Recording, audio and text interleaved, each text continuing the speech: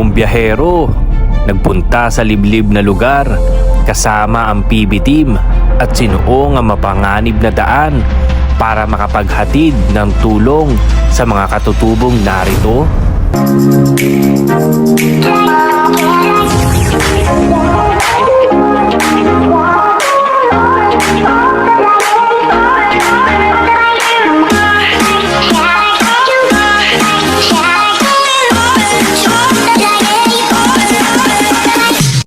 Madadaanan ba o hindi?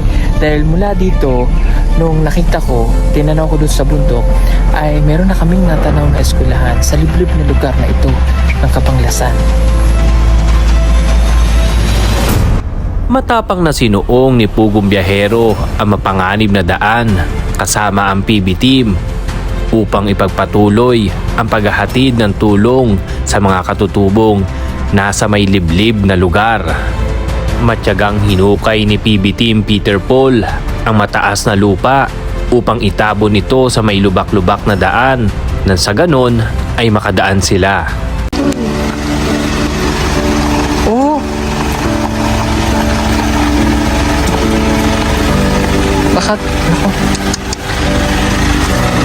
Baka tumama yung likod. Ayun na, tumama na sa doon.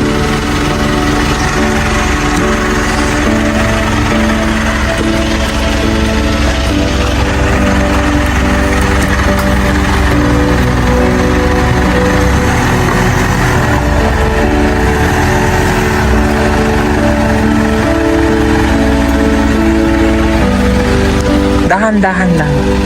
Dahan lang, boss.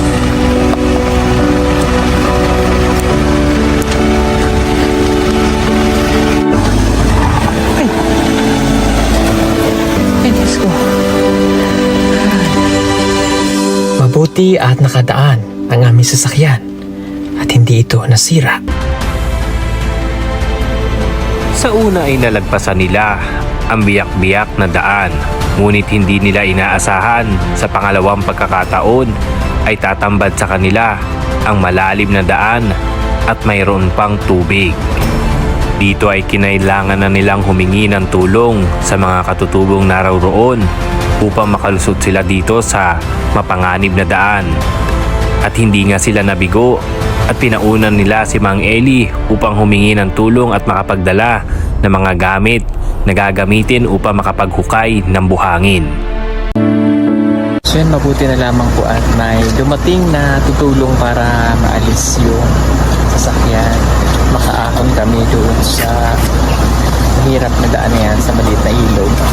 At nandito yung mga katutubo na nagdala po ng mga pala at saka bareta na pinuntahan ni Kuya Eddie. Kaya medyo makakatulong na ito kahit paano.